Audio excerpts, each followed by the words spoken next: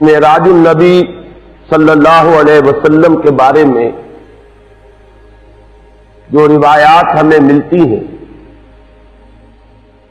ان سے اس کی تاریخ اور سن کا جس حد تک بھی تعین ممکن ہے تو سن 52 ولادت یعنی حضور کی عمر شریف کا 52واں سال ہجرت سے لگ بھگ 1.5 سال قبل ماہ رجب کی 27ویں شب کو وہ محیر العقول واقعہ پیش آیا کہ جسے ہم معراج کے نام سے جانتے ہیں۔ اس واقعے کی حقیقت کیا ہے، اس کی اہمیت کیا ہے، اس موضوع پر گفتگو کرنے کے ضمن میں سب سے پہلے ہمیں معین کرنا ہوگا کہ ہماری سورسز کیا ہیں۔ ظاہر بات ہے کہ ہمارے لیے کسی بھی ضمن میں مرجع اول جو سب سے پہلی بنیاد ہے وہ قرآن مجید ہے۔ قرآن حکیم میں واقعہ معراج کا ذکر 2 مقامات پر صراحت کے ساتھ، یہ کوئی اشارے یا کنائے یا رمز یا ایما کا انداز نہیں ہے، نہ اس میں کوئی ابہام ہے نہ ایہام ہے، بلکہ صراحت کے ساتھ واضح الفاظ میں 2 مقامات پر ذکر ہے۔ اس سفر مبارک کے 2 ہی حصے ہیں، ایک اس کا زمینی حصہ ہے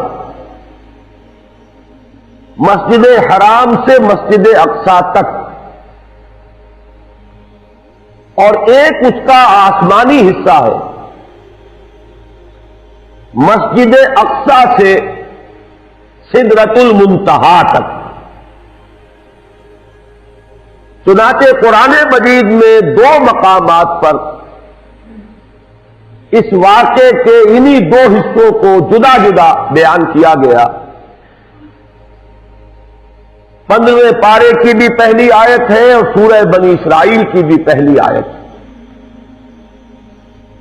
جس میں اس کے زمینی حصے کا ذکر ہے، سبحان الذی اسری بعبدہ لیلا من المسجد الحرام الى المسجد الاقصی، پاک ہے وہ ذات جو لے گئی راتوں رات اپنے بندے کو شب کے ایک حصے میں مسجد حرام سے مسجد اقصی تک، الذی بارکنا حولہ، جس کے ماحول کو ہم نے مبارک بنایا ہے، لنریہ من آیاتنا، تاکہ ہم دکھائیں اسے صلی اللہ علیہ وسلم اپنی نشانیوں میں سے، انہ هو السمیع البصیر، سب کچھ سننے والا اور سب کچھ دیکھنے والا تو صرف وہ ہے۔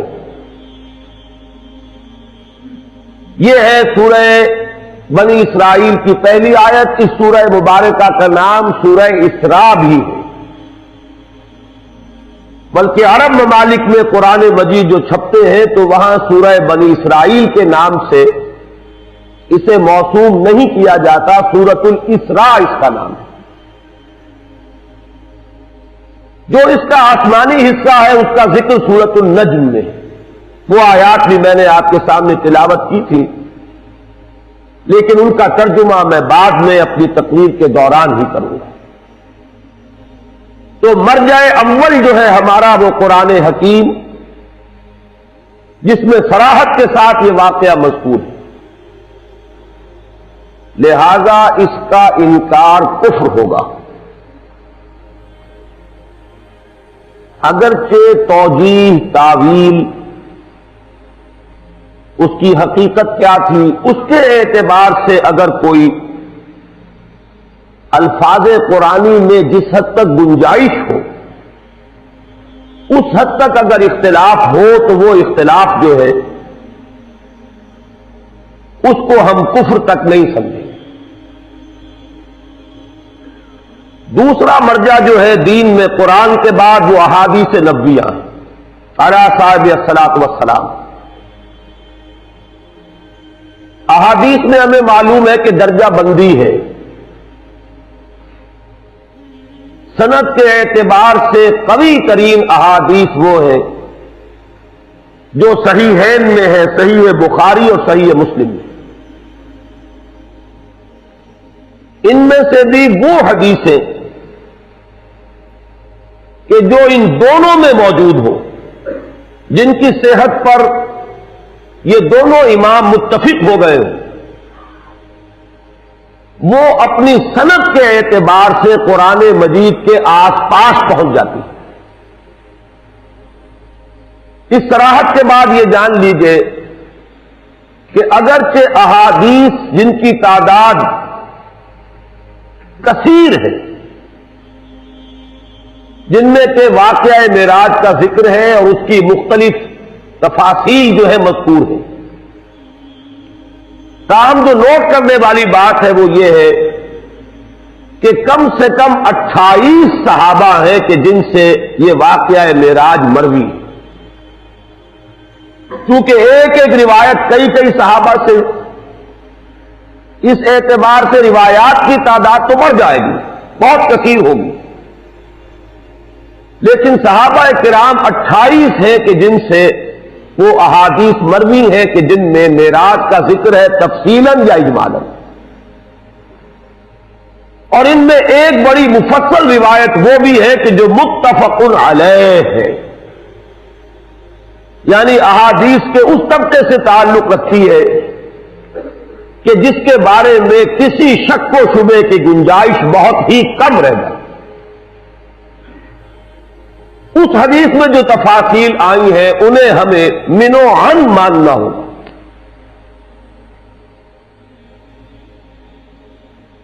اس تمہید کے بعد اب پہلے میں یہ عرض کروں گا کہ اس واقعے کی نوعیت کیا ہے۔ آیا یہ کوئی منفرد واقعہ ہے کہ جو صرف نبی اکرم صلی اللہ علیہ وسلم کو پیش آیا ہو، یا یہ کہ یہ نبوت و رسالت کے مستقل معاملات میں سے ایک معاملہ ہے، اور مختلف انبیاء اور رسل کے ساتھ جو فرق و تفاوت ہے وہ آیا نوعیت کا ہے یا کیفیت کا۔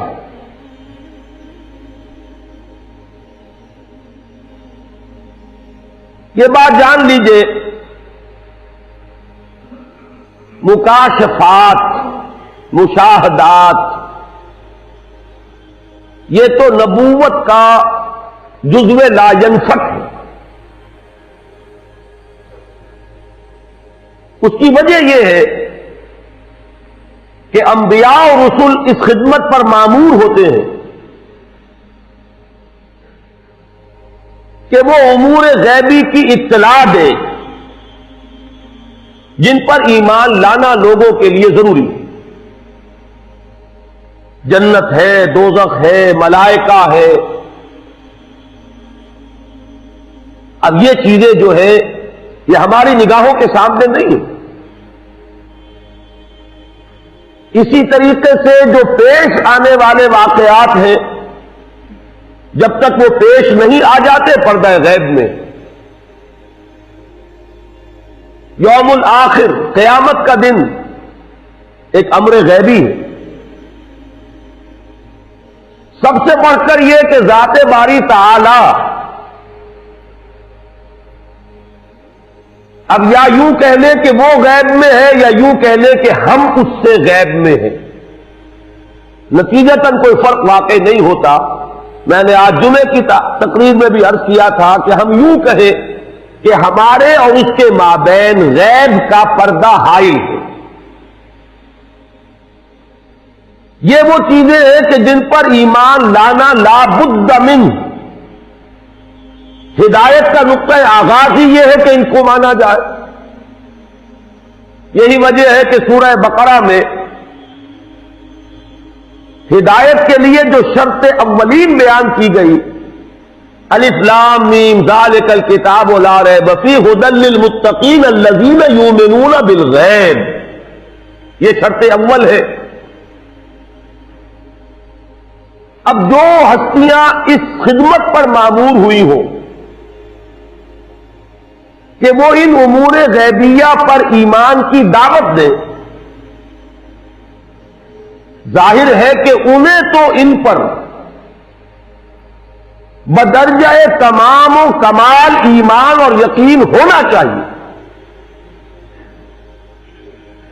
جب تک وہ ایمان اور یقین ان کے اندر اپنے درجہ تمام و کمال کو نہ پہنچا ہوا ہوگا، وہ دوسروں تک اس ایمان بالغیب کو کیسے منتقل کریں؟ اب یہ بھی جان لیجئے کہ ایمان اور یقین کے مراتب ہیں. ایک یقین وہ ہے جو فکر و نظر اور تعقل و تفکر کے نتیجے میں پیدا ہو جاتا ہے. ایک یقین وہ ہے کہ جو خود ذاتی مشاہدے سے پیدا ہوتا ہے. اس سے بھی بلند تر ایک درجہ ہے کہ جو انسان کے ذاتی تجربے اور احساس سے ہوتا ہے. قرآن مجید میں اس کے لیے 3 اصطلاحات استعمال ہوئی: علم الیقین، عین الیقین، حق الیقین. علم الیقین یہ ہے کہ آپ نے استنباط کیا، استدلال کیا اور کسی چیز کا علم آپ کو حاصل ہوا، آپ کو یقین آ گیا. عین الیقین یہ ہے کہ آپ نے اس چیز کو دیکھا. اور حق الیقین کا درجہ اس سے بلند ہوگا، وہ انسان کے اپنے ذاتی تجربے کا ایک جز بن جائے. ایک مثال سے ان تینوں کو میں واضح کر سکوں گا. بڑی سادہ مثال ہے، آپ نے پہلے بھی شاید سنی ہو. اگر آپ کہیں دیکھیں کہ دھواں ہے تو آپ کو یقین ہو جاتا ہے کہ آگ ہے، اس لیے کہ آپ کو یہ کلیہ معلوم ہے. مسلسل مشاہدے سے یہ بات آپ کے علم میں ہے کہ دھواں اور آگ لازم و ملزوم ہے. اگر کہیں دھواں ہے تو آگ لگی ہوگی. آگ اگرچہ آپ نے نہیں دیکھی، لیکن دھوئیں کو دیکھ کر آپ نے استدلال سے، استنباط سے آگ کے وجود پر یقین کر لیا. یہ علم الیقین.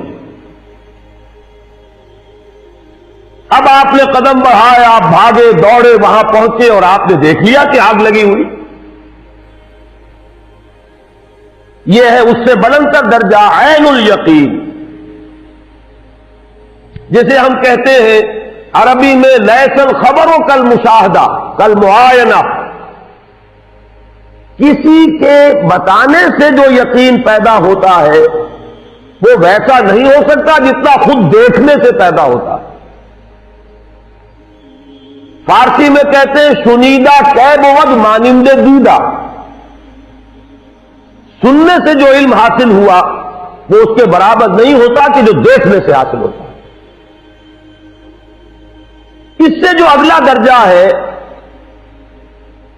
وہ اصل میں آگ کی اصل حقیقت کا ادراک ہے. آگ آپ نے دیکھ لی، آگ ہے. یہ وسوسہ بھی ہو سکتا ہے کہ شاید آگ کسی صورت ہے، حقیقت میں آگ نہ ہو. سورۃ النجم میں ہم دیکھیں گے ما کذب الفؤاد ما رأى. اس میں اشارہ اسی وسوسے کی طرف ہے کہ کسی وقت انسان ایک شے کو دیکھ رہا ہوتا ہے لیکن یقین نہیں آتا کہ میں ٹھیک دیکھ رہا ہوں. آنچمی بینیم یا رب ببیداریس یا رب یا بخواب. اے اللہ، جو کچھ میں دیکھ رہا ہوں یہ بیداری میں دیکھ رہا ہوں یا خواب میں دیکھ رہا ہوں؟ دیکھ رہا ہوں لیکن یقین نہیں آ رہا. اس وسوسے کا ازالہ کلیتاً ہو جائے گا جب وہ آگ آپ کو چھو جائے. اب معلوم ہوگا یہ آگ صورت آگ نہیں حقیقت آگ ہے، یہ واقعتاً آگ ہے.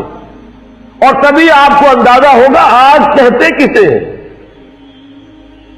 اگر کبھی انگارے نے آپ کے جسم کو چھوا نہ ہو اور ساری عمر آگ صرف دیکھی ہو تو دیکھی ہوئی بھی ہے، لیکن اس کی حقیقت کا علم آپ کو نہیں ہے جب تک کہ وہ آگ کہیں آپ کے جسم سے مس نہ ہوئی. یہ ہے وہ ذاتی تجربہ. انسان کے اپنے احساس تک جب رسائی ہو جاتی اس چیز کی تو یہ ہے حق الیقین. اب ظاہر بات ہے کہ انبیاء کو جو یقین منتقل کرنا ہے دوسروں میں، اس کے لیے ان کا تجربہ، ان کا معائنہ اگر یہ نہ ہو تو یقین کا وہ درجہ کبھی پیدا نہیں ہو سکتا کہ ان کی ہستیوں سے یقین متعدی ہو، لوگوں تک پہنچے، پھیلے. جیسے بھٹی اگر ہے آگ کی تو اس سے حرارت خود بخود نکلتی ہے اور دوسروں تک پہنچ جاتی ہے. یہ ہے اصل میں وہ سبب جس کی بنا پر عالم ملکوت کے مشاہدات اللہ تعالی انبیاء اور رسولوں کو کراتا ہے. یہ مکاشفات کی شکل میں بھی ہوئے ہیں، یہ رویا کی شکل میں بھی ہوئے ہیں، یہ حالت نوم میں بھی ہوئے ہیں، حالت بیداری میں بھی ہوئے ہیں. ان دونوں کے بین بین کی ایک کیفیت ہے، بین النوم والیقظہ، بیداری اور سونے کے درمیان کی کوئی کیفیت. اس میں کچھ چیزوں کو ممثل کر کے بھی دکھایا گیا ہے، بعض حقائق براہ راست مشاہدہ کرائے گئے. جیسے جیسے مراتب ہے ویسے ویسے ہی ان تجربات اور ان مشاہدات کا معاملہ ہے. سورہ انعام کی آیت نمبر 75 میں فرمایا وَكَذَلِكَ نُرِي إِبْرَاهِيمَ مَلَكُوتَ السَّمَاوَاتِ وَالْأَرْضِ وَلِيَكُونَ مِنَ الْمُوقِنِينَ. اسی طرح ہم ابراہیم کو دکھاتے رہے ملکوت السماوات والارض. ہماری جو خفیہ حکومت ہے اس کائنات کا جو ایک نظام ہے وہ ایک حکومت ہے، اللہ کی حکومت. اس کے بھی کارندے ہیں، اس کی سول سروس ہے، وہ ملائکہ ہے، لیکن یہ ہماری نگاہوں سے مخفی ہے. ملائکہ تو ہے، یہاں ہے، ہم میں سے ہر ایک کے ساتھ ہے، کرامن کاتبین موجود ہیں، لیکن یہ کہ وہ مخفی ہے، وہ غیب میں ہے یا ہم اس سے غیب میں ہیں. اس عالم کا مشاہدہ کرایا جاتا رہا. کذالک نری ابراہیم ملکوت السماوات والارض. آسمانوں اور زمین کی وہ خفیہ حکومت، وہ غیبی حکومت، اس کے معاملات دکھائے جاتے رہے. اور اگلا ٹکڑا بہت اہم ہے میری اس گفتگو کے اعتبار سے، وَلِيَكُونَ مِنَ الْمُوقِنِينَ، تاکہ وہ صاحب یقین لوگوں میں سے بن جائے. ایمان تو محض خبر کی بنیاد پر بھی ہے، لیکن یقین کا جو درجہ جو میں نے عرض کیا ہے یہ اپنے مشاہدے اور اپنے تجربے میں جو آنے کے بعد یقین پیدا ہوتا ہے، اس درجے کا یقین انبیاء اور رسول کو دینا مقصود ہے، لہذا انہیں یہ مشاہدات کرائے جاتے ہیں. البتہ جیسے نبوت و رسالت کے سلسلے کی تکمیل ہوئی محمد الرسول اللہ صلی اللہ علیہ وسلم، اسی طریقے سے ان مشاہدات کے بارے میں بھی چوٹی کا مشاہدہ، ان تجربات کے ضمن میں بھی بلند ترین تجربہ وہ ہے جو محمد الرسول اللہ صلی اللہ علیہ وسلم کو. البتہ حضور کے بارے میں بھی یہ بات ضرور ذہن میں رکھیے کہ یہ واحد تجربہ نہیں ہے، بے شمار تجربات ہوئے. آپ نماز پڑھا رہے، استسقاء کی نماز، اور جنت آپ کے سامنے لے آئی گئی، اور بے اختیار آپ کا ہاتھ اٹھا کہ کوئی میوہ جو ہے اس جنت کے کسی درخت کا آپ توڑ لیں. یہ کنڈیشن ریفلیکس ہے، اس میں ارادے کو دخل نہیں ہوتا، یہ بالکل بے اختیار معاملہ ہے. جنت سامنے آ گئی، درخت ہے، ہاتھ بڑھا. پھر آگ لے آئی گئی، جہنم جو ہے سامنے لے آئی گئی، اور آپ پیچھے ہٹے اس کی حرارت، اس کی گرمی، اس کی دہشت جو ہے اس کی وجہ سے۔ اور یہ نماز میں ہو رہا ہے، عالم بیداری میں ہو رہا ہے، حضور مجمع میں ہے، خلوت میں نہیں ہے، وہاں ہو رہا ہے۔ تو ہم تو مشاہدات کا احاطہ نہیں کر سکتے جو محمد رسول اللہ صلی اللہ علیہ وسلم ہے۔ اس کے حوالے سے جو بات میں چاہتا ہوں معراج کے بارے میں کہ آپ ذہن نشین کر لیں، وہ یہ ہے کہ معراج کے ضمن میں جو روایات آتی ہیں ان میں بہت اختلاف ہے۔ ایک تو ہے مجرد وہ واقعہ، وہ تو متفق علیہ ہے۔ ایک ہے اس خاکے میں جو تفصیلات کا رنگ ہے، اس وہ جدا جدا ہے مختلف روایات میں۔ ان میں بھی ایک تو وہ چیزیں ہیں جو ایک دوسرے میں فٹ ان کر جاتی ہیں کہ ایک واقعہ آپ نے بھی دیکھا، ایک واقعہ ایک اور نے بھی دیکھا، آپ نے بیان کیا تو شاید اس کی کچھ اور ڈیٹیلز آپ بیان کریں گے۔ ہر شخص کا اپنا ایک ذوق ہے، اپنا ایک مزاج ہے، اسی کے اعتبار سے اس کے ریسیورز ہیں۔ ایک چیز آپ کے نزدیک آپ کے ذوق کے اعتبار سے اہمیت نہیں رکھتی، وہ آپ سنیں گے یاد نہیں رہے گی، بلکہ اس وقت بھی آپ کے ذہن میں آئے گی نہیں۔ ایک چیز کی طرف آپ کو زیادہ میلان ہے، اس کو آپ فوراً کیچ کریں گے، پکڑیں گے، محفوظ کر لیں گے۔ تو ایک ہی واقعہ بیان کیا جا رہا ہے، 2 افراد نے سنا، 5 نے سنا، وہ جب بیان کریں گے تو تھوڑا تھوڑا فرق ہو جائے گا، لیکن ان فرق کو آپ جوڑ کر ایک وحدت بنا سکتے ہیں۔ تو ایک تو ہے اختلاف اس نوعیت کا، اس میں تو کوئی کسی تعویل مزید کی کوئی ضرورت نہیں۔ کہیں یہ ہو جائے گا کہ ایک حصہ اس واقعے کا پہلے بیان کر دے گا، کوئی شخص بعد میں یاد آئے گا، وہ بات رہ گئی اس کو بعد میں بیان کرے گا۔ یہ تقدیم و تاخیر، یہ چیزیں بھی بالکل سمجھ میں آنے والی ہے، عقل انسانی ان کو بآسانی جو ہے ریکنسائل کر سکتے ہیں۔ البتہ بعض باتیں ایسی ہیں کہ جو انریکنسیلیبل ہیں، وہ بالکل متضاد کی نوعیت کی۔ مثلاً کہیں تو یہ بیان کیا گیا یہ سفر شروع ہوا حتیم سے، کسی واقعے میں ذکر ہو رہا ہے کہ اس کا آغاز ہوا کسی گھر سے، حضور کا اپنا گھر یا ام ہانی رضی اللہ تعالی عنہا کا گھر، حضور کی چچا داد بہن۔ کسی میں الفاظ ایسے آ گئے ہیں، آخر میں ذکر کیا ثم استيقظت، پھر میں جاگ گیا، جس سے خیال ہوتا ہے کہ یہ سارا معاملہ حالت خواب میں ہوا، نیند میں ہوا، اس لیے کہ استيقظت کے معنی کوئی اور نہیں ہو سکتے، تعویل ممکن نہیں۔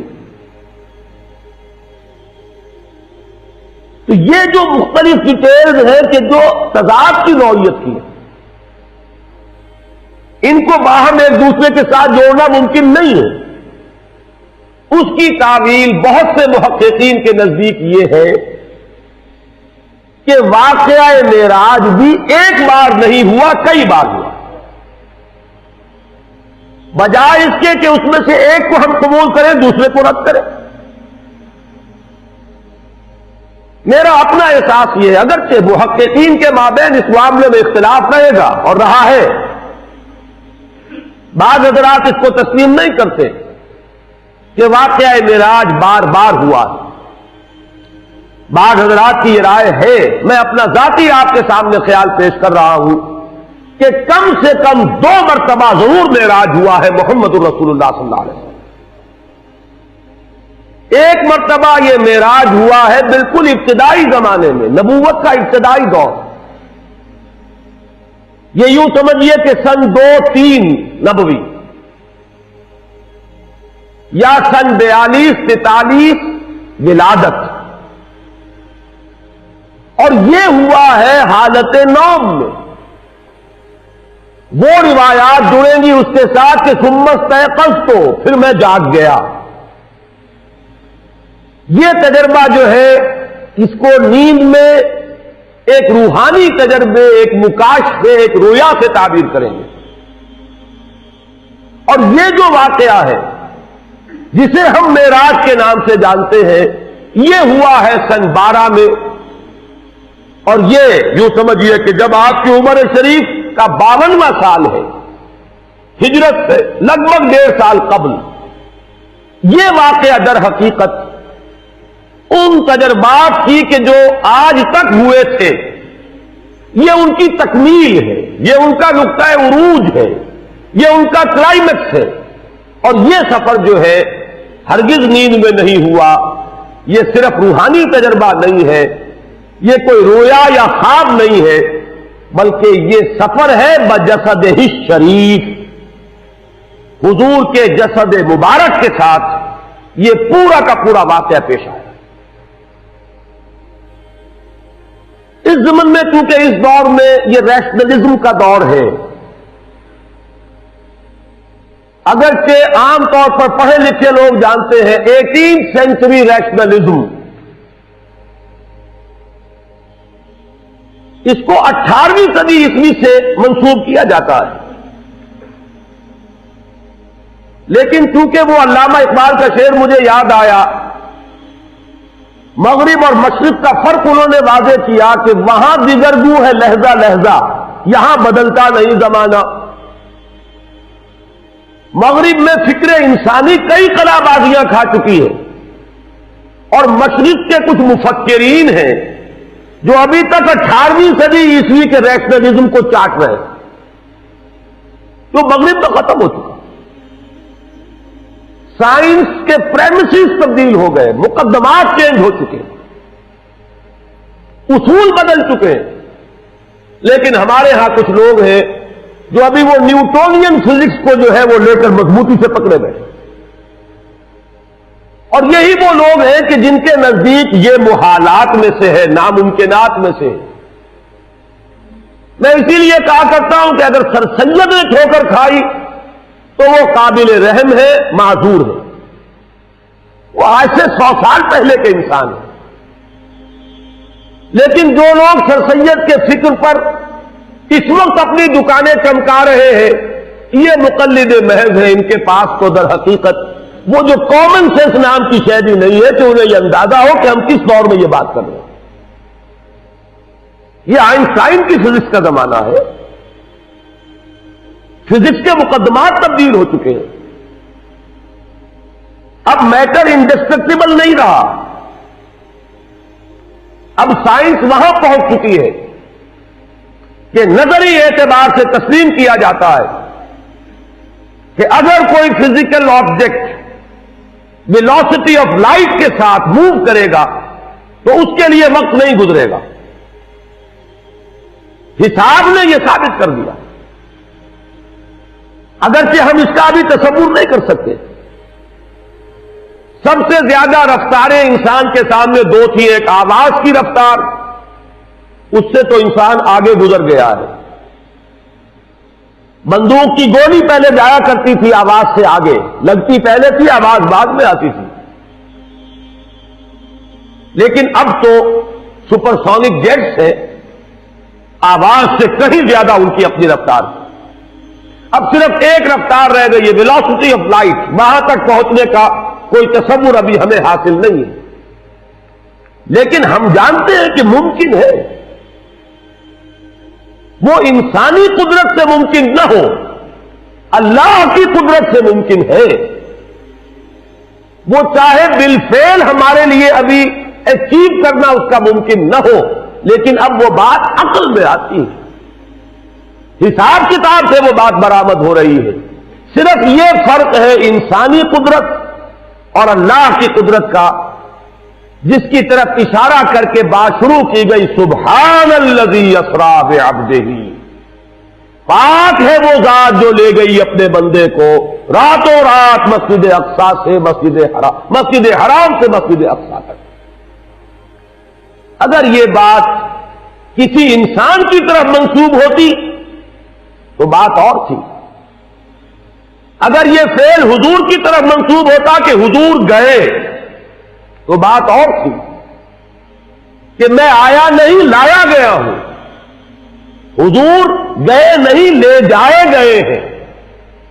اور لے جانے والے وہ ذات ہے سبحان الذی اسرا، وہ پاک ہے ہر عیب سے، ہر نقص سے، ہر ذوق سے، ہر کوتاہی سے، وہ منزہ ہے، اعلیٰ ہے، عرفہ ہے، بالا تر ہے، لہذا اس کی قدرت سے یہ ہرگز بعید نہیں کہ وہ اپنے بندے کو راتوں رات مسجد حرام سے مسجد اقصی اور پھر مسجد اقصی سے سدرۃ المنتہا تک لے جائے اور واپس لے آئے اور پھر مسجد حرام میں پہنچا دے۔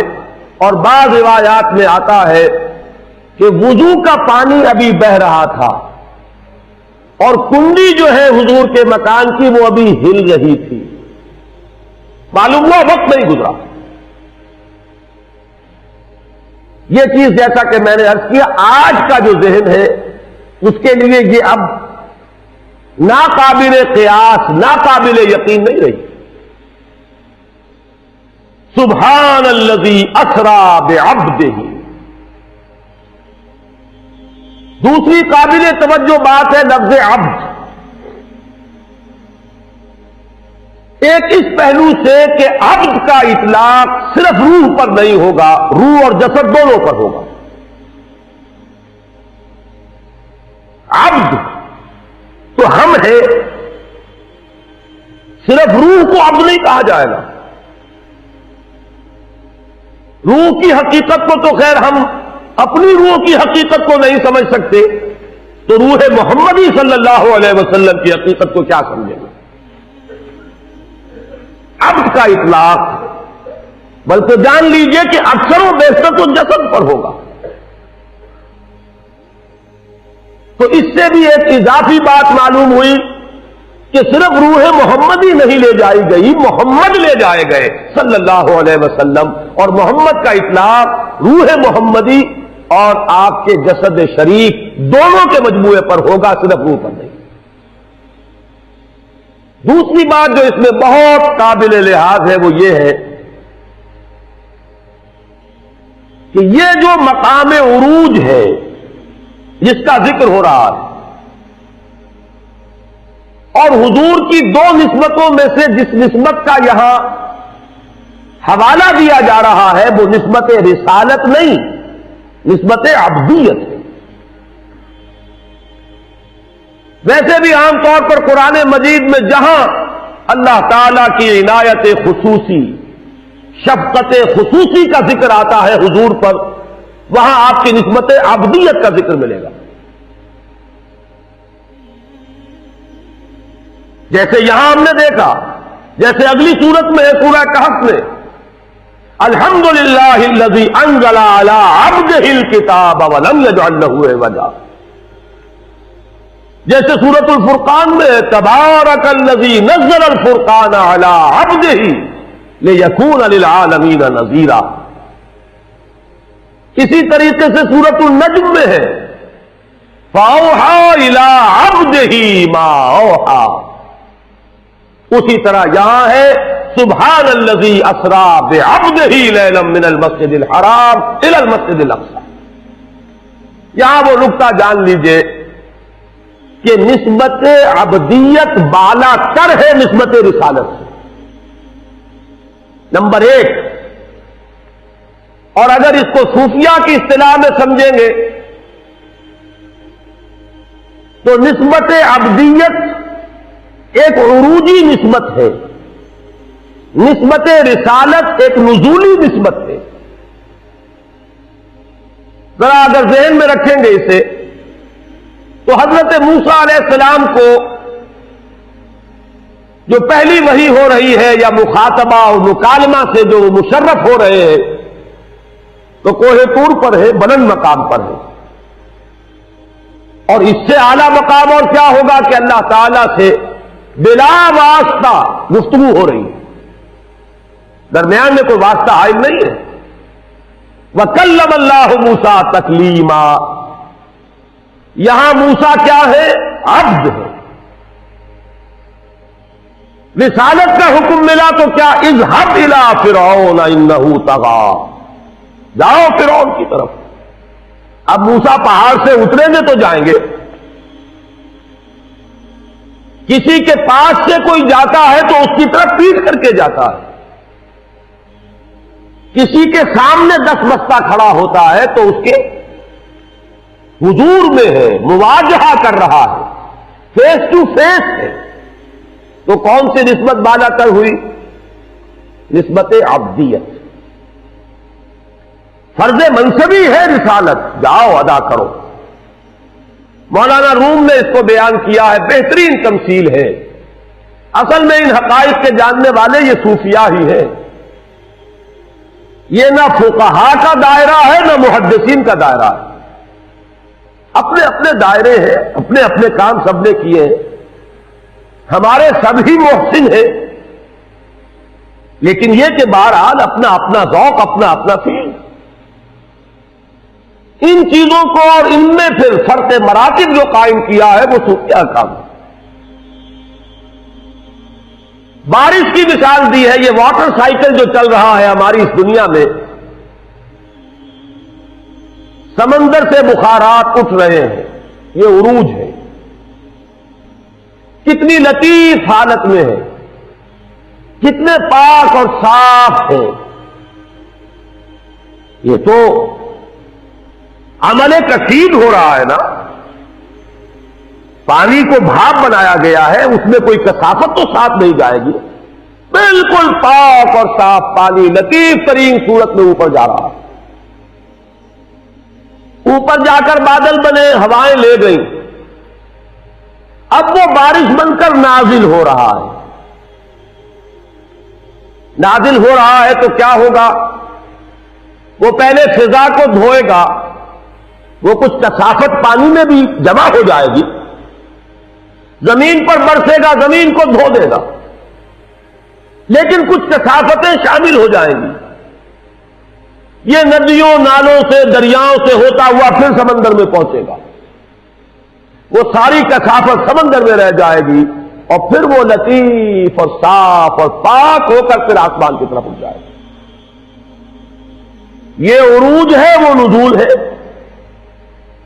نزول سے صفائی ہو رہی ہے دوسروں کی، فضا کی، زمین کی، عروج میں اپنی صفائی ہے۔ یہی ہے سائیکل۔ رات کو اللہ کا بندہ اس کے حضور میں کھڑا ہے، یہ کس کی صفائی ہے؟ اپنی۔ کس چیز کی صفائی ہے میں بعد میں بیان کر دوں گا، اسے کہیں اپنی کثافتوں پر قیاس نہ کر لیجئے، وہ کثافتیں ان کے پاس بھی نہیں ہیں۔ گر حفظ مراتب نہ کنی زندگی، لیکن پھر دن میں کیا حکم ہے؟ اب وہ نزول ہے، اس نزول میں کثافت آ جاتی ہے۔ کیا کثافت؟ کسی نے گالی دے دی، کچھ تکبر پیدا ہوگا کہ نہیں طبیعت میں؟ بالکل نہ ہونا ناممکن۔ وَلَقَدْ نَعْلَمُ، ہمیں معلوم ہے، إِنَّهُ لَيَحْزُنُكَ الَّذِي يَقُولُونَ، آپ کو رنج ہوتا ہے، افسوس ہوتا ہے، آپ کی طبیعت پر تکبر آتا ہے ان کی باتیں سن کر۔ کسی نے مجنون کہہ دیا، کسی نے پاگل کہہ دیا، کسی نے شاعر کہہ دیا، اور وہ در بدر جا رہے ہیں، لیکن ہو کیا رہا ہے؟ تو اگر طبیعت پر کچھ تکبر بھی آ گیا ہے محمد الرسول اللہ صلی اللہ علیہ وسلم کے، اس تکبر کا بھی دور کیا جانا ضروری ہے۔ راتوں کو کھڑے رہیے۔ اب یہ عروجی نسبت ہے، یہ اوپر جا رہے ہیں، اور دن میں نزول فرمائیے، اور لوگوں کے دلوں کو صاف کیجیے، ان کے ذہنوں کو صاف کیجیے، ماحول کو صاف کیجیے۔ یا ایھا المزمل قم اللیل الا قلیلا نصفہ او انقص منہ قلیلا او زد علیہ ورتل القرآن ترتیلا انا سنلقی علیک قولا ثقیلا ان ناشئۃ اللیل ہی اشد وطئا واقوم قیلا ان لک فی النہار سبحا طویلا۔ دن کے وقت تو آپ کے لیے بڑی مشقت ہے، بڑی محنت ہے، تبلیغ ہے، تلقین ہے، دعوت ہے، نصیحت ہے، کبھی اپنوں کی طرف سے تکبر ہو جاتا ہے۔ حضرت عائشہ سے ایک مرتبہ ہو جاتا ہے گھروں میں، کسی بات پر آپ ناراض ہوئے، آپ نے یہاں تک کہہ دیا کہ تمہارے ہاتھ ٹوٹ جائیں، اس کے بعد حضرت عائشہ کو دیکھا کہ وہ اپنے ہاتھوں کو دیکھ رہی ہیں. پوچھا کیا دیکھ رہی ہے؟ انہوں نے عرض کیا میں منتظر ہوں کہ کب نبی کی بد دعا کا اثر ظاہر ہو. اس پر آپ نے فوراً اللہ تعالی کی جانب رجوع کیا. ہے اللہ میں انسان ہوں, میری زبان سے کبھی غصے میں بھی الفاظ نکل جاتے ہیں. اے اللہ تو ان کو قبول نہ کر لی. ہے تکبر؟ غزوہ احد میں تکبر طبیعت میں ہوا تو ہے. کیف یہدی اللہ قوما خذلوا وجہ نبیہم بالدم. اللہ اس قوم کو کیسے ہدایت دے گا جس نے اپنے نبی کے چہرے کو لہو لہان کر دیا, رنگ دیا خون سے. تکبر تو ہوا ہے. اسی طرح کا تکبر وہ ہے, اسی لیے تو کہا گیا سورہ مزمل میں وَاصْبِرْ عَلَىٰ مَا يَقُولُونَ وَاهْجُرْهُمْ هَجْرًا جَمِيلًا. تلوار کا وار تو محمد پر پڑا ہے غزوہ احد میں, لیکن زبانوں کی جو زخم تھے وہ تو لگ رہے تھے مکے میں بھی. اس تکبر کو بھی صاف کرنا ہے. تو یہاں بھی لفظ عبد کے حوالے سے ان حقائق کو ذہن نشین کر لیجئے. سبحان الذی اسرا بعبدہ. اسرا کہتے راتوں رات لے جانا. فاسر بعبادی انہم متبعون. حضرت موسیٰ کو حکم ہوا تھا اے موسیٰ میرے بندوں کو لے کر نکل جاؤ راتوں رات, تمہارا پیچھا کیا جائے گا. تو حضور کے لیے بھی لفظ آیا سبحان الذی اسرا بعبدہ. اس کے بعد لیلن کیوں آیا, دوہرایا کیوں گیا؟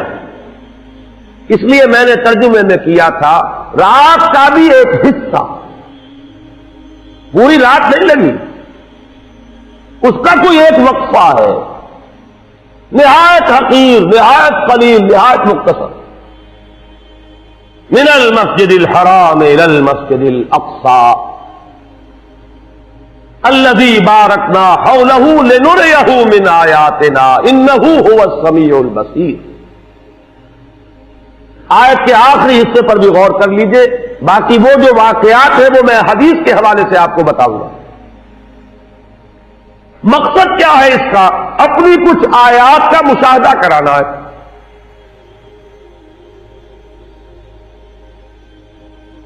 السمیع اور البصیر, سب کچھ سننے والا, سب کچھ جاننے والا تو صرف اللہ ہے, کوئی نہیں ہے. اور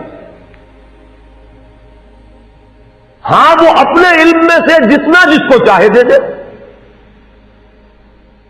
اپنی بصارت میں سے جتنا کسی کو چاہے حصہ عطا فرما دے,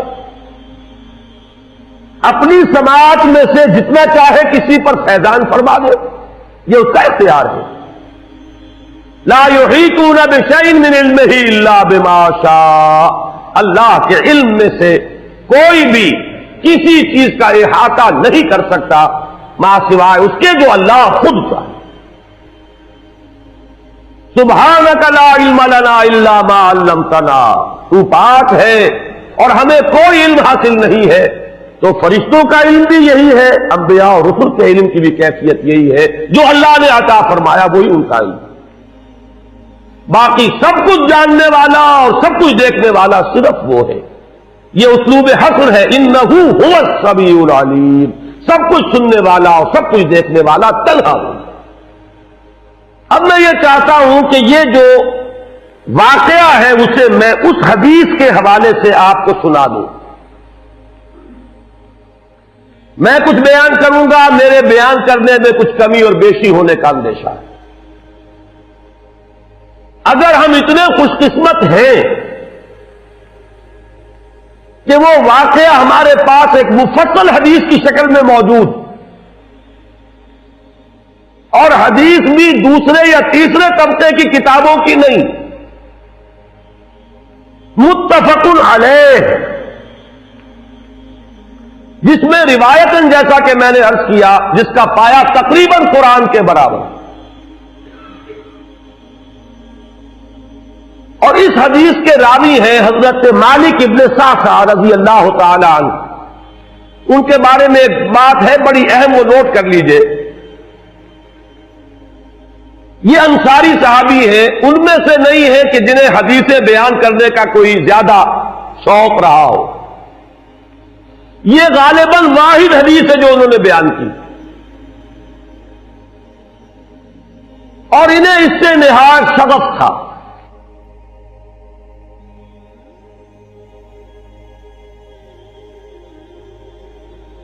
نہایت محبت کے ساتھ انہوں نے اس کو محفوظ کیا تھا، اس کے ایک ایک لفظ کی حفاظت کی تھی. چنانچہ بعض دوسرے وہ صحابہ بھی جنہوں نے خود حضور سے یہ بات سنی ہوئی تھی، اب ایک تو وہ خود براہ راست روایت کر رہے حضور سے کہ ہم نے سنا، حضرت انس ابن مالک رضی اللہ تعالی عنہ خود، لیکن وہ صحابہ بھی ان کی خدمت میں خاص طور پر حاضر ہو کر ان سے اس روایت کو سنتے تھے، اس لیے کہ اس روایت میں ان کا درجہ بہت بلند ہے، ان کو اس سے بہت شغف تھا. تو صحابہ جو براہ راست حضور سے سن چکے وہ بھی ان کے پاس جا کر خاص طور پر اس حدیث کو سنا کرتے.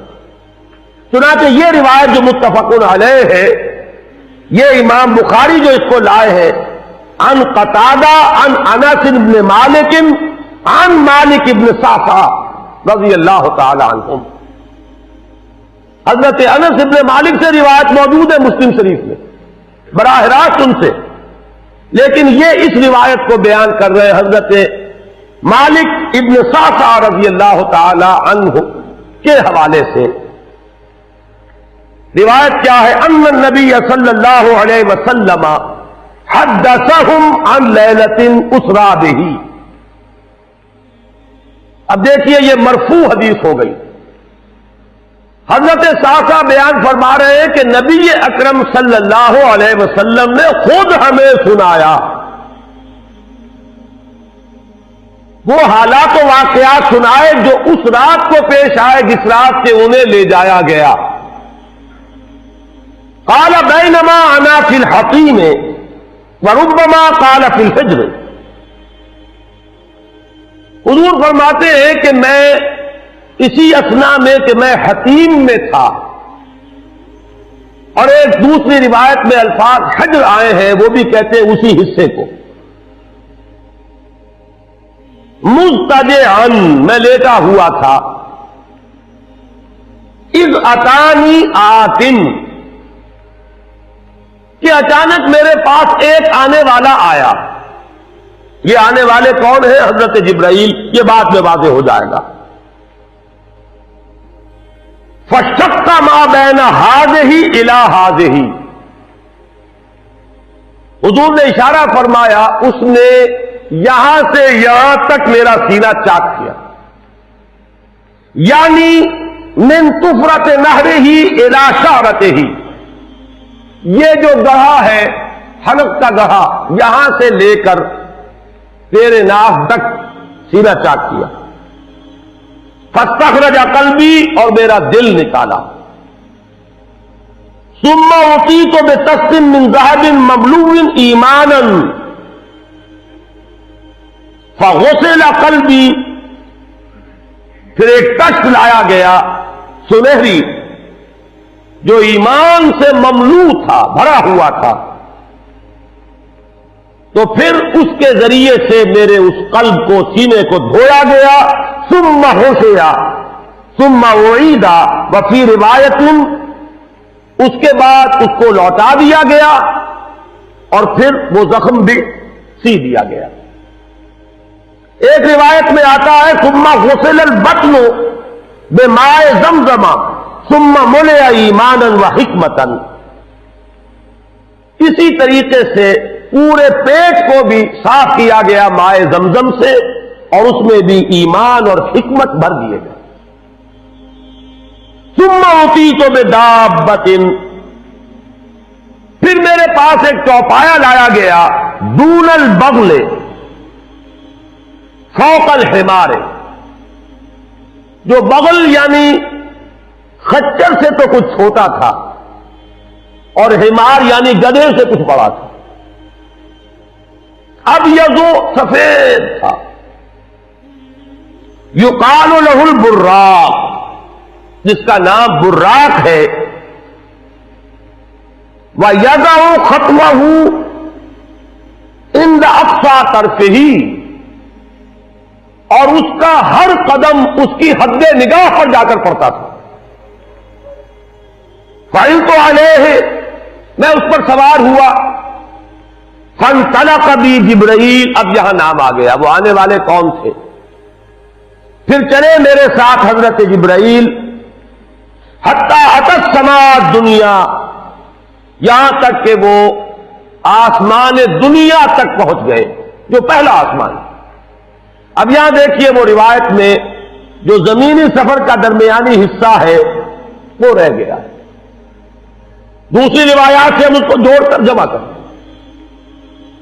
کہ پہلا زمینی سفر ہے، مسجد اقصیٰ تک پہنچے ہیں، وہاں جا کر روایت میں آتا ہے میں نے وہی اپنے اس خچر کو باندھا، براق کو، جہاں انبیاء باندھا کرتے تھے، اور پھر وہاں میں نے نماز ادا کی، بہت سے لوگ جمع ہوئے، میں منتظر تھا کہ کون نماز پڑھائے گا، کہ جبرائیل نے میرا ہاتھ پکڑ کر مجھے آگے کیا، میں نے نماز پڑھائی، اور پھر جبرائیل نے مجھے بتایا کہ یہ تمام انبیاء تھے جو اس دنیا میں مبعوث ہوئے ہیں، اور آج آپ نے ان سب کی امامت کی۔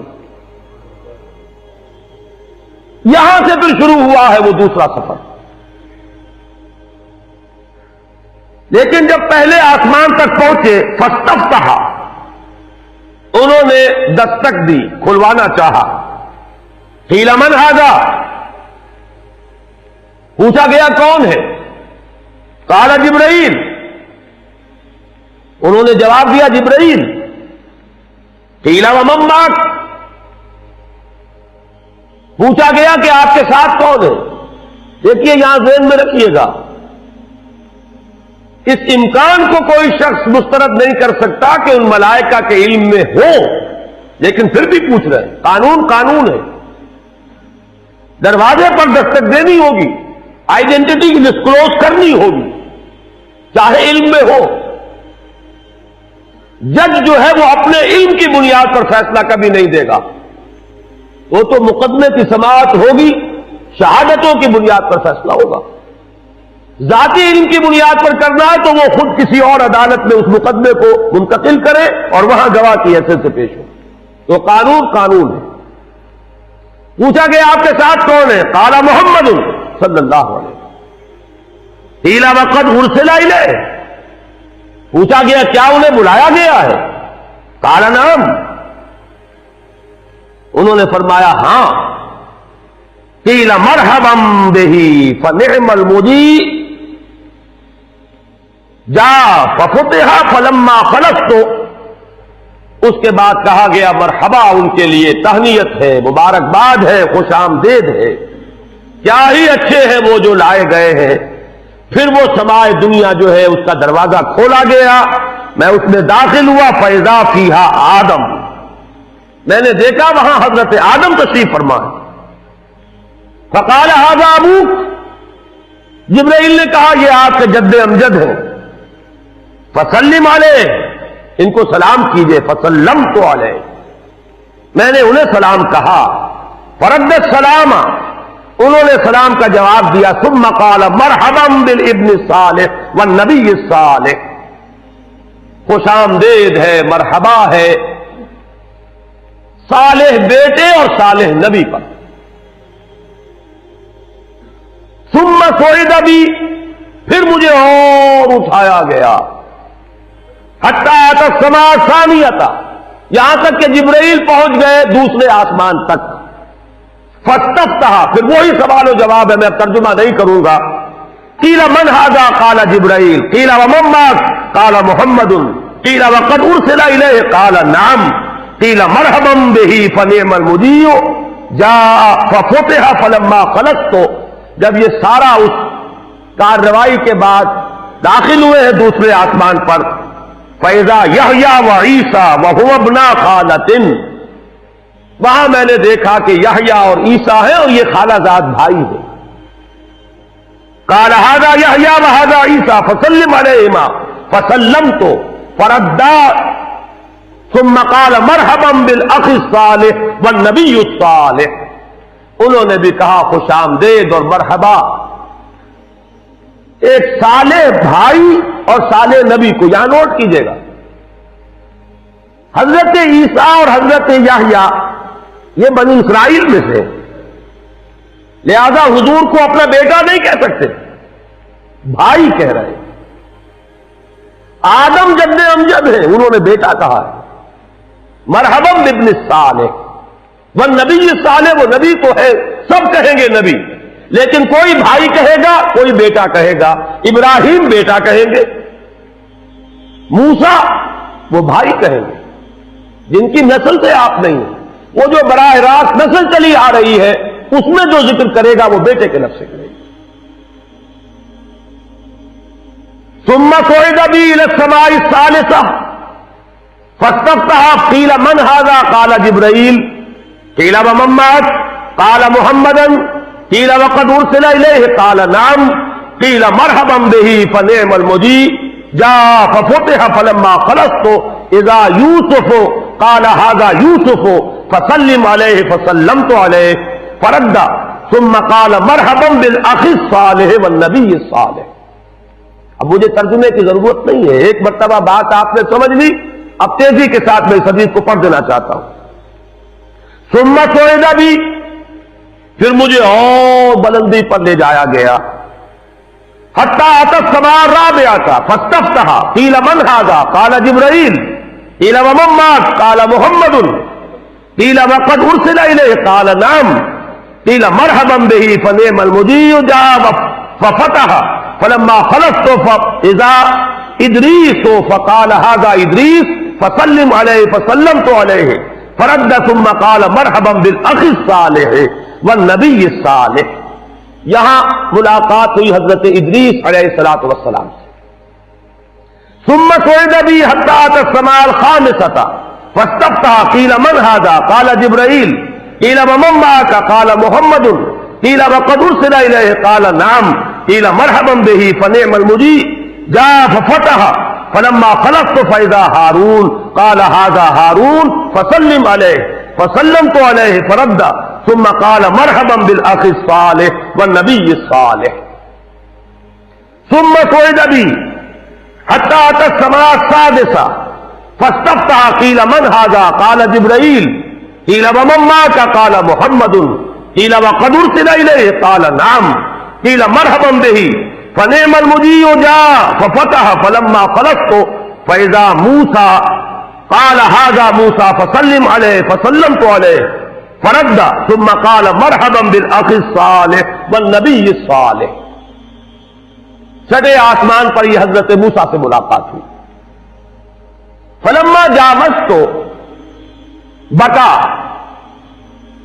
جب میں آگے بڑھا تو حضرت موسیٰ روئے. قیل ما یبکیک، ان سے پوچھا گیا کہ آپ کو کیا چیز رلا رہی ہے. قال ابکی لأن غلاما بعث بعدی، کہ مجھے اس بات پر رونا آ رہا ہے یہ نوجوان محمد صلی اللہ علیہ وسلم، یہ میرے بہت بعد ان کی بعثت ہوئی ہے. يدخل الجنت من امتہ اکثر ممن يدخلها من امتی، میرے بہت بعد آنے کے باوجود ان کی امت میں سے جنت میں داخل ہونے والوں کی تعداد میری امت کے مقابلے میں بہت زیادہ ہوگی. بہرحال اپنی امت کا خیال تو ہے، وہ شفقت جو نبی اور رسول کو اپنی امت پر ہونی چاہیے وہ ہے بتمام و کمال. اسے معاذ اللہ کسی حسد پر معمول نہ کیجیے، بلکہ وہ جو احساس ہوا ہے اپنی امت کی محرومی کا، وہ ہے کہ جس نے حضرت موسیٰ علیہ السلام پر یہ کیفیت طاری کی.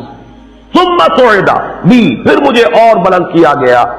الی السماء السابعۃ، ساتویں آسمان پر. فاستفتح قیل من هذا قال جبرائیل قیل ومن معك قال محمد صلی اللہ علیہ وسلم قیل وقد بعث الیہ قال نعم قیل مرحبا به فنعم المجیء جاء فلما خلصت فاذا ابراہیم قال هذا ابوك ابراہیم فسلم علیہ فسلمت علیہ فرد السلام ثم قال مرحبا بالابن الصالح والنبی الصالح. حضرت ابراہیم نے پھر استقبال کیا، خوش آمدید صالح بیٹے اور صالح نبی کے لیے. ثم رفعت، اب ذرا یہاں نوٹ کیجئے گا، یہاں سوئد تو نہیں آیا، سوئد ابھی نہیں آیا، رفعت، پھر مجھے اور بلند کیا گیا الی سدرۃ المنتہا. یہ سدرہ منتہا ہے جس کا ذکر ہے سورۃ النجم. یہاں میں چاہتا ہوں کہ وہ آیات ذرا آپ کو سنا دوں. سورۃ النجم کی ابتدائی آیات کی تشریح اور تفسیر میں بہت اختلاف ہے. وہ مشکلات القرآن میں سے ہے، قرآن کے مشکل ترین مقامات میں سے. بہرحال ایک مشاہدہ ہے جو حضور کو کرایا گیا، وہ اس کا ذکر ہے. وہ کیا تھا میں اس سے بحث نہیں کر رہا. تو اس مشاہدے کے ضمن میں آگے چل کر فرمایا ما کذب الفؤاد ما رأى. جو کچھ محمد نے دیکھا، ان کی نگاہوں نے دیکھا، ان کے دل نے اسے جھٹلایا نہیں. اس کی طرح میں اشارہ کر چکا ہوں. ایک ہمارا مشاہدہ ہوتا ہے کہ اس کے ساتھ وسوسے بھی ہوتے ہیں. جو دیکھ رہا ہوں یہ آگ ہے یا آگ کی سی صورت ہے. آج کل تو میں نے دیکھے ہیں بہت سے لیمپ اس طرح کے بنے ہوئے کہ واقعتاً انسان کو نظر آتا انگارے ہیں. ہر آدمی دھوکہ کھا جائے گا، لیکن ہے نہیں، کچھ بھی نہیں. تو ہماری آنکھ تو دھوکہ دیتی ہے، لیکن نبی کا جو مشاہدہ ہوتا ہے وہ آنکھ اور قلب کی یکجائی کے ساتھ ہوتا ہے. اس میں کہیں کوئی فرق و تفاوت نہیں. ما کذب الفؤاد ما رأى افتمارونہ علی ما یرا. لوگوں کیا تم ان سے جھگڑتے ہو ان چیزوں کے بارے میں جو وہ دیکھتے ہیں؟ ان چیزوں کے بارے میں جھگڑا ہو سکتا ہے جو کہیں سے سنی سنائی ہو، لیکن تم جھگڑ رہے ہو محمد سے ان چیزوں کے بارے میں. افتمارونہ علی ما یرا وَلَقَدْ رَآهُ نَزْلَةً أُخْرَى. اور انہیں تو وہ مشاہدہ ایک بار نہیں ہوا، ایک بار اور بھی ہوا ہے. کہاں ہوا؟ عند سدرۃ المنتہا. سدرۃ المنتہا کے پاس. عندہا جنت المأوا. اسی سدرۃ المنتہا کے پاس جنت ماوا ہے، وہ جس کا وعدہ کیا گیا ہے، جو ٹھکانہ بنے گی اللہ کے نیکوکار بندوں کا، جس میں وہ رہیں گا ہمیشہ ہمیش. فادخلوها خالدین، وہ بھی وہی ہے.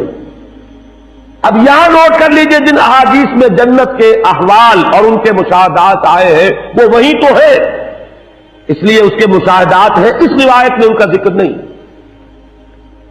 سدرہ عربی زبان میں کہتے ہیں ایک بیری کے درخت کو. منتہا یہ انتہا سے ہے، جہاں جا کر کوئی چیز ختم ہو جائے. یہ سدرۃ المنتہا کیا ہے؟ خیر یہ تو ہم تو کیا سمجھیں گے، ابھی میں عرض کروں گا. قرآن مجید میں یہاں ایسا انداز اختیار کیا ہے کہ ہر شخص یہ جان لے کہ یہ میرے فہم سے بالا تر ہے. ذکر ہو رہا ہے، واقعہ ہے، بیان کرنا ضروری ہے، لیکن تم اس کی حقیقت کو سمجھ نہیں سکتے. منتہا یہ کس اعتبار سے ہے؟ یہاں سے آگے مخلوق کا ذکر کا گزر نہیں ہے. یہ انتہا ہے، یہاں سے آگے جبرائیل بھی نہیں جا سکتے. اور یہاں نوٹ کیجئے اس سے آگے جانے کا کہیں محمد رسول اللہ کا بھی ذکر نہیں. یہ ہماری شاعری میں ہے کہ اس سے بھی آگے حضور گزر گئے. قرآن مجید میں حدیث میں کہیں ذکر نہیں. حضور بھی یہیں تک گئے. البتہ ذہن میں رکھیے اس کے بارے میں یہ وضاحت آتی ہے وحی الہی بھی یہاں نازل ہوتی ہے اور یہاں سے فرشتے لیتے ہیں. جو چیز اترتی ہے وہ بھی اولاً یہاں بلا واسطہ، آگے کوئی واسطہ نہیں. یہ وہ حریم کبریا ہے، اس حرم میں داخلہ نہیں. یہاں وہی بھی آئے گی تو یہاں، اور یہاں سے لے لیں گے ملائکہ اور نیچے لے کر جائیں گے. اور جو کچھ عالم خلق کی کوئی شے آئے گی وہ بھی یہیں تک، اس سے آگے نہیں۔ لہذا یہاں نوٹ کیجئے، قرآن نے بھی وہاں ذکر کیا تو سدرۃ المنتہا کے پار کا نہیں، وَلَقَدْ رَآهُ نَزْلَةً أُخْرَىٰ عِندَ سِدْرَةِ الْمُنتَهَىٰ عِندَهَا جَنَّةُ الْمَأْوَىٰ إِذْ يَغْشَى السِّدْرَةَ مَا يَغْشَىٰ۔ یہ ہے وہ بات جس کی طرف میں اشارہ کر رہا تھا، جبکہ اس بیری کے درخت کو ڈھانپے ہوئے تھا، جو ڈھانپے ہوئے تھا وہ نہ زبان ادا کر سکتی ہے، نہ انسانی زبان میں وہ الفاظ اور حروف ہے کہ جو اس کی تعبیر کر سکے، نہ اس کا کوئی تصور انسان کے لیے ممکن ہے۔ جنت کی نعمتوں کے بارے میں جیسے ایک حدیث میں آتا ہے، ما لا عین رات ولا اذن سمعت وما خطر علی قلب بشر، وہ نعمتیں جو نہ کسی آنکھ نے دیکھی، نہ کسی کان نے سنی، نہ کسی انسان کے دل پر ان کا کوئی خیال تک بھی کبھی آیا۔ اب اسے بیان کریں تو کن الفاظ میں، کمیونیکیٹ کیسے ہو؟ کمیونیکیشن تو ہوتی ہے کسی ایسے چیز کے حوالے سے جس کا آپ کو تجربہ ہو، آپ کی دید یا شنید میں آئی ہو، آپ کے ذہن میں اس کا کوئی تصور ہو، اس کے حوالے سے ہو سکتی ہے بات۔ لہذا یہاں دیکھیے انداز کیا ہے، اذ یغشی السدرۃ ما یغشی، تجلیات ربانی کس نوعیت کی، کس کیفیت کی حامل تھی؟ وہ نزول جو ہے تجلیات کا براہ راست جو ہو رہا تھا، وہ ہے اس کا نزول محبت تجلیات ربانیہ۔ ان کو نبی اکرم صلی اللہ علیہ وسلم نے مشاہدہ فرمایا۔ ہمارے ہاں جو شاعری ہوتی ہے اس میں مبالغے ہیں، اور ظاہر بات ہے کہ علامہ اقبال بھی بہرحال جو بھی کچھ تھے شاعر بھی تھے، مبالغے کے بغیر شاعری نہیں ہے۔ موسیٰ بے ہوش رفت بے یک جلوہ صفات، تو عین ذات میں نگری و تبسمی۔ موسیٰ تو جلوہ صفات ہی کی وجہ سے بے ہوش ہو گئے، خر موسیٰ صاعقہ، اور تو عین ذات کا مشاہدہ کر رہا ہے صلی اللہ علیہ وسلم، اور تبسم میں ہے، لیکن یہ مبالغہ ہے۔ عین ذات کے مشاہدے کا ذکر کہیں نہیں ہے، نہ قرآن میں ہے نہ حدیث میں۔ اگرچہ اختلاف ہے، اختلاف صحابہ سے چلا آ رہا ہے، سلف میں ہے، خلف میں ہے، کوئی رائے رکھنا چاہے تو رکھے۔ میں نے اسی لیے شروع میں کہا تھا اس واقعے کا انکار کفر ہوگا، تفصیلات میں توجیہ و تعویل کا اختلاف کفر نہیں ہے۔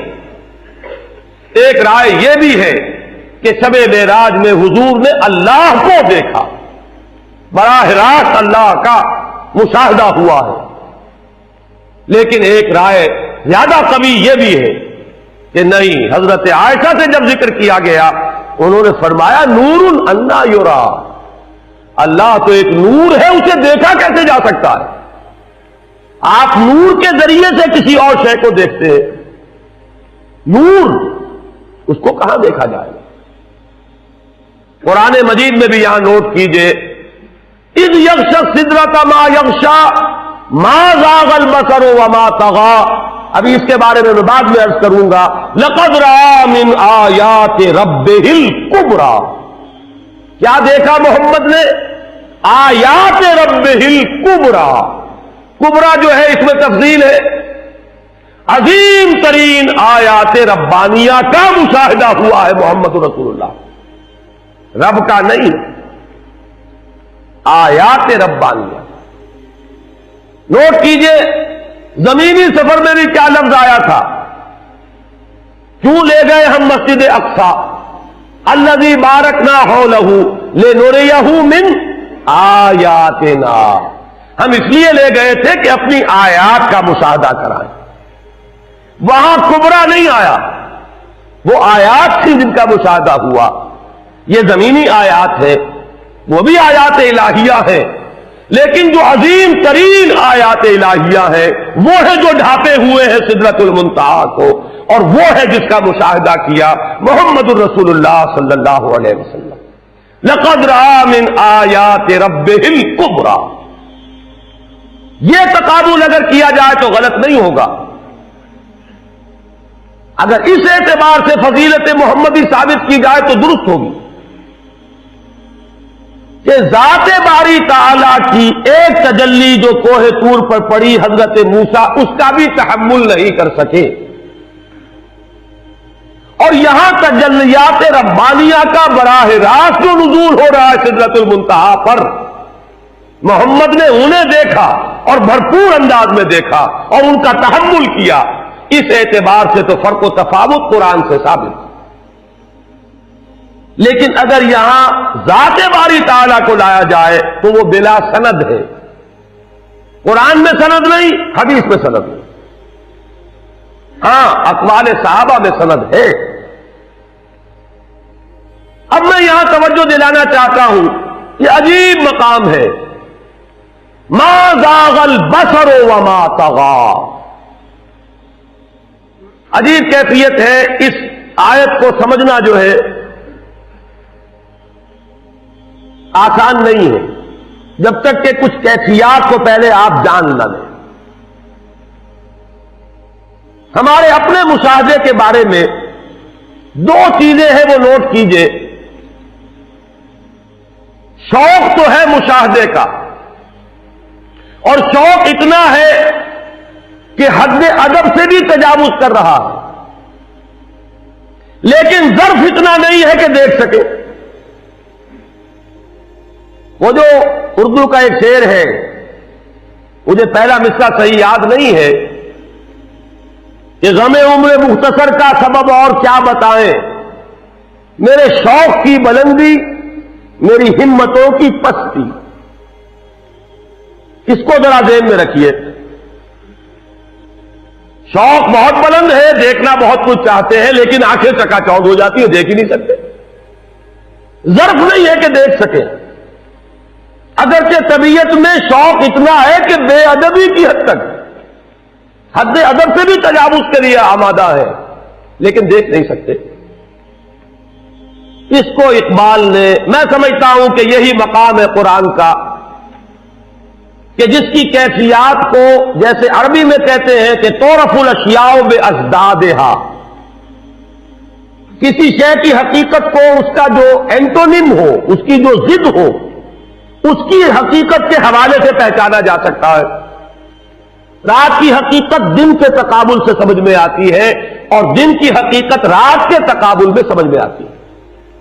اب دیکھیے اقبال کا وہ شعر جو اس نظم میں ہے، جو میرے نزدیک ان کے اردو کلام کا کلائمیکس ہے، ذوق و شوق، اور اس کے بھی آخری حصے کا شعر ہے یہ، عین وصال میں مجھے حوصلہ نظر نہ تھا، گرچہ بہانہ جو رہی میری نگاہ بے ادب۔ دونوں اعتبارات سے جو ضد ہے اس کو لائے ہے اقبال۔ میری نگاہ میں بے ادبی تھی، میری نگاہ چوری چوری بھی کچھ دیکھ لینا چاہتی تھی، جس کا دیکھنا ادب کے خلاف ہے، لیکن حوصلہ نظر نہیں، دیکھ نہیں سکتے۔ عین وصال میں مجھے حوصلہ نظر نہ تھا، گرچہ بہانہ جو رہی میری نگاہ بے ادب۔ اس کو ذہن میں رکھیے، اور اب یہاں دیکھیے، ما زاغ البصر وما طغى، وہ مشاہدہ جو محمد کر رہے ہیں صلی اللہ علیہ وسلم، وہ بحث میں کر چکا، مشاہدہ کس چیز کا ہے، ذات باری تعالیٰ کا یا اللہ کی تجلیات خصوصیہ کا، آیات رب الکبریٰ کا۔ لیکن مشاہدے کی شان کیا ہے؟ نگاہ جمی رہی، یہ ہے ظرف محمد کا صلی اللہ علیہ وسلم، نگاہیں چکا چوند نہیں ہوئی، نہایت تیز روشنی ہو، نگاہ اس کا تحمل نہ کر سکے، آپ نگاہ ہٹائیں گے۔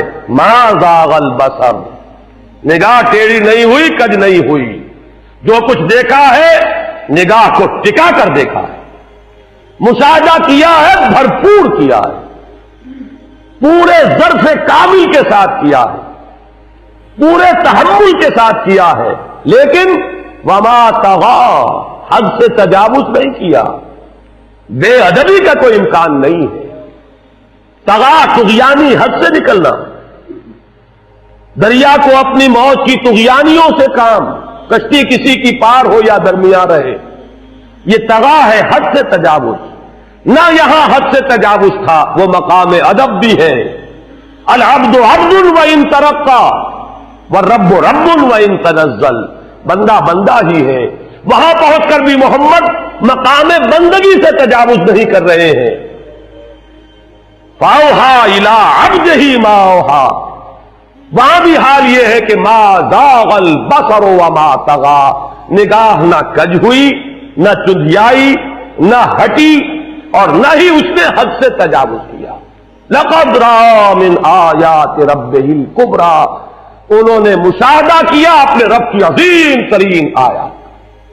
اب ظاہر بات ہے کہ وہ نہ کہنے میں آنے والی باتیں ہیں، اللہ تو کہہ سکتا ہے لیکن ہماری زبان کے الفاظ تحمل نہیں کر سکتے۔ کلام الہی نازل تو ہوا ہے ہماری زبان کے الفاظ میں، یہ الفاظ اس کا تحمل نہیں کر سکتے، اس لیے اس کو مجمل رکھا۔ اذ یغشی السدرۃ ما یغشی ما زاغ البصر وما طغى لقد رأى من آیات ربہ الکبریٰ۔ اب یہاں میں آپ کو اس روایت کی طرف دوبارہ لے جا رہا ہوں۔ ثم رفعت الى سدرۃ المنتہی، پھر مجھے اٹھایا گیا سدرۃ المنتہا تک۔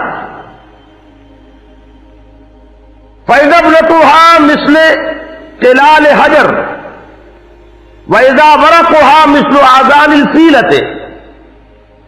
حضور اب ہماری زبان میں کچھ بات سدرۃ المنتہا کی سمجھا رہے ہیں کہ اس کے بیر تو مٹکوں کے سائز کے تھے اور اس کے پتے ہاتھی کے کان جتنے بڑے تھے۔ قال ھذا سدرۃ المنتہا، جبرائیل نے کہا یہ ہے سدرۃ المنتہا۔ فَإِذَا أَرْبَعَةُ أَنْهَارٍ نہران باطنان و نہران ظاہران، میں نے وہاں 4 نہریں دیکھی، 2 نہریں تھی کہ جو ظاہر بہ رہی تھی اور 2 وہ تھی کہ جو چھپی ہوئی تھی، خفیہ تھی۔ قلت ما ھذان یا جبرائیل، میں نے پوچھا جبرائیل یہ کیا ہے؟ قال اما الباطنان فنہران فی الجنہ، یہ جو ڈھکی ہوئی نہریں جا رہی ہیں یہ تو جنت کی نہریں، ان میں ایک کوثر ہے اور دوسرا سلسبیل ہے۔ واما الظاہران فالنیل والفرات، اور یہ جو ظاہر ہے نہریں یہ وہ ہیں جو دنیا میں جن کا تمہیں نظر آ رہا ہے پرتو مادی، اور وہ ہے دریائے نیل اور دریائے فرات۔ ثم رفع الى البیت المعمور، پھر اٹھائے گئے حضور بیت المعمور تک۔ ثم اعطیت باناء من خمر واناء من لبن واناء من عسل، پھر میرے سامنے یہ بیت معمور کیا ہے یہ بھی جان لیجئے۔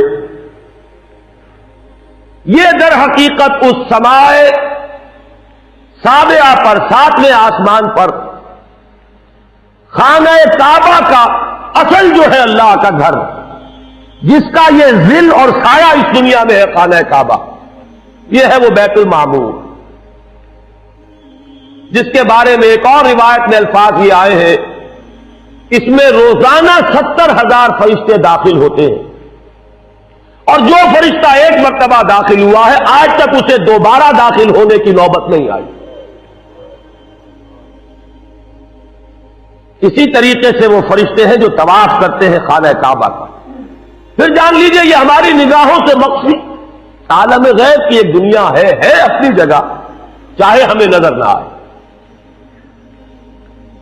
پھر میرے سامنے 3 برتن لائے گئے، ایک دودھ کا اور ایک شہد کا اور ایک شراب کا۔ فاخذت اللبن، میں نے دودھ والا پیالہ اٹھا لیا۔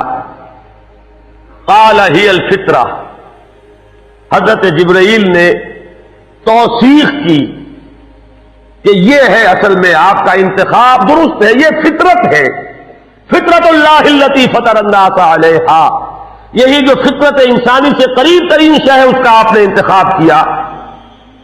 اتت انت علیہا و امتک، اسی فطرت پر اے محمد آپ بھی ہے اور آپ کی امت بھی ہے۔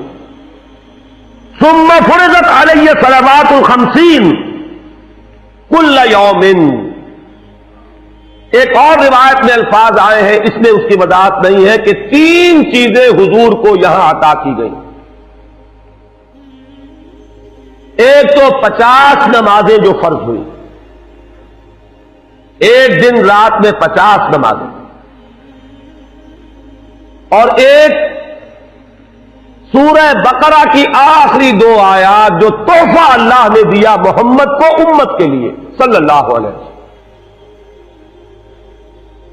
آمن الرسول بما انزل الیہ من ربہ والمؤمنون کل آمن باللہ وملائکتہ وکتبہ ورسلہ،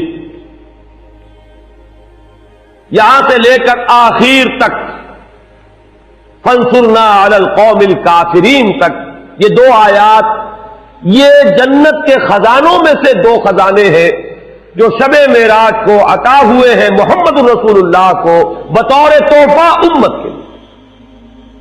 اور تیسری بات یہ کہ اے نبی آپ کی امت کے لیے یہ خصوصی بات ہے کہ آپ کی امتیوں کے گناہ کبیرہ بھی بغیر توبہ کے معاف ہو سکیں گے۔